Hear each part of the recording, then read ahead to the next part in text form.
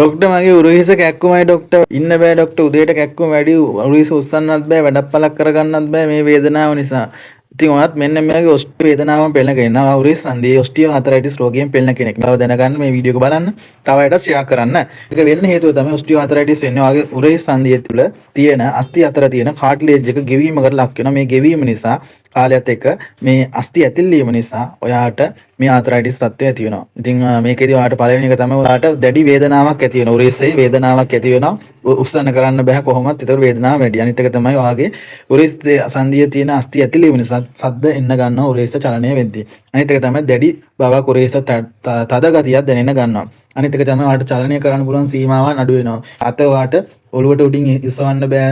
ඒ වගේම ඔයාට උරහිස කරකවන්න බෑ. ඒ වගේ චලනය කරන්න දේවල් අඩු වෙනවා. ඒක තමයි උරහිස දුර්වල වෙන්න ගන්නවා. ඔයාට උරහිසේ තියෙන මාංශ පේශි දුර්වලතාවයට පත් වෙන නිසා ඒකට ඔයාට වැඩක් වලක් කරන්න බෑ. ඔයාට දෙයක් අල්ලන්න බැරි වෙන්න පුළුවන්. බරක් උස්සන්න බැරි වෙන්න පුළුවන් මේ නිසා. ඉතින් මෙන්න මේ වගේ තත්ත්වයකින් පෙළෙනවා නම් ඔයාට නිසි ආයුර්වේද ප්‍රතිකාර මගින් ඔයාට මේ රෝග තත්ත්වය සති කිහිපයක් තුළ සුව කරගන්න පුළුවන්. ඒ සඳහා අපේ වෛද්‍ය මධ්‍යස්ථානයට පැමිණෙන්න ඔයාට ප්‍රතිකාර ලබා ගන්න. මෙන්න මේ කියන රෝග ලක්ෂණ වලින් ඔයත් පෙළෙනවා නම් ඔයාගේ රෝග ලක්ෂණ ටික 0.72 587 35 62 ෆෝන් නම්බර් එකට WhatsApp මැසේජ් එකක් දැම්මොත් ඔයාට පුළුවන් අගස්තියර් වැදමැදුරට ඇවිල්ලා ආයුර්වේද ප්‍රතිකාර ඩොක්ටර් රෝහාන්ගෙම ලබා ගන්න.